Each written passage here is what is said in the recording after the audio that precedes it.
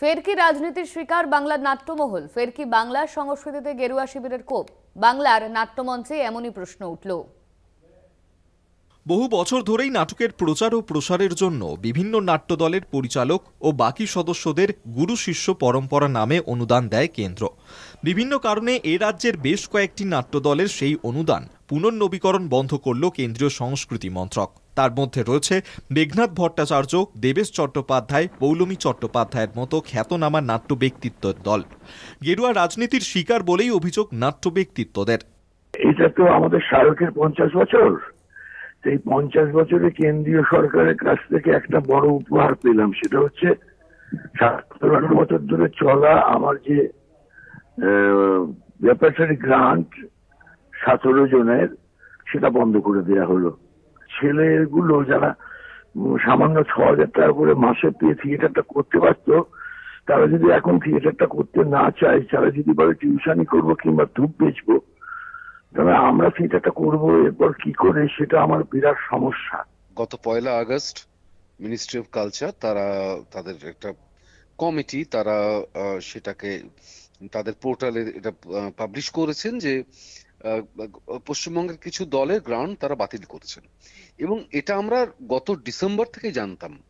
গত ডিসেম্বর পশ্চিমবঙ্গ থেকে একটি লিস্ট পাঠানো হয়েছিল, সেই লিস্টে কিছু দলকে তারা বাতিল করবেন বলে, মানে ব্ল্যাকলিস্টেড করবেন বলে ঘোষণা করেছিলেন।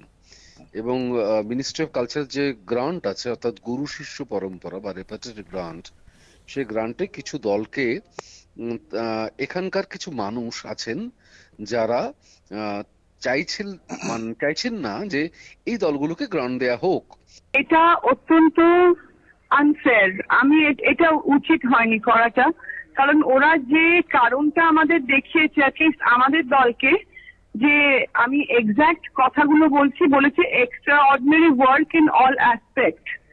যদি এক্সট্রা অর্ডিনারি, এবং যেহেতু আমাদের extra ordinary work in all aspect, সেহেতু ওরা ভেবেই নিচ্ছে যে আমরা সাস্টেনেবল, আমাদের ফান্ডস আছে, আমরা নিজেদের তৈরি করতে, আমরা নিজেরা সার্ভাইভ করতে পারবো, এবং আমাদের বাদ দিয়ে ওরা নতুনদের নিয়ে আসছে এই গ্রান্টের আওতায়।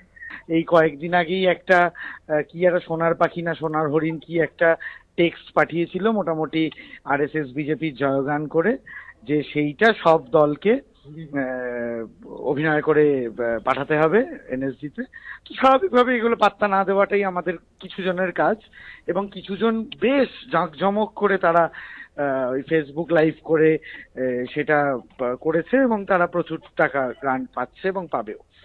তো এখন ওই তোষামত করলে পাওয়া যাবে, না হলে পাওয়া যাবে না। এটার বিরুদ্ধে কেন্দ্রীয় সরকারের আর্থিক অনুদান থেকে বঞ্চিত উত্তর 24 পরগনার গোবরডাঙ্গা, শিল্পায়ন ও অশোকনগর নাট্যমুখ দল দুটিও। আমার মনে হয়েছে এটা পুরো উদ্দেশ্য প্রণোদিত রাজনৈতিক ষড়যন্ত্র, এবং কেউ বা কারা থিয়েটারের এই ক্ষতি করার জন্য উঠে পড়ে লেগেছে। কিছু নাম তারা লিস্ট করে পাঠিয়ে দিয়েছে। এবার কেন সেগুলো পাঠিয়েছে, হয়তো কারোর আমাদের প্রতি ব্যক্তিগত আক্রোশ থাকতে পারে, হয়তো রাজনৈতিক বিরোধিতা থাকতে পারে। এর মধ্যে কোনো রাজনীতি নেই বলে পাল্টা দাবি অভিনেতা রুদ্রনীল ঘোষের। একটু তারা ভুল বুঝছেন। আমার মনে হয় যে নথি বা তথ্যগুলো চাওয়া হয়েছে, দেওয়া হয়েছিল, সেই ক্ষেত্রে যদি তারা আরেকবার সঠিকভাবে আবেদন করেন, এবং সেই ক্ষেত্রে নিশ্চয়ই বিশ্লেষণ করে দেখা হবে এটার সঙ্গে বিজেপির কোনো সম্পর্কই নেই। 100 দিনের কাজ আবাস যোজনার পর নাটকেও কেন্দ্রীয় বঞ্চনার শিকার বাংলা। অনুদান বন্ধ করে কিংবা ধমকে চমকে দমিয়ে রাখা চলবে না। প্রয়োজনে নাট্য ব্যক্তিত্বরা যত দূর যেতে হয় যাবেন। কলকাতা টিভি।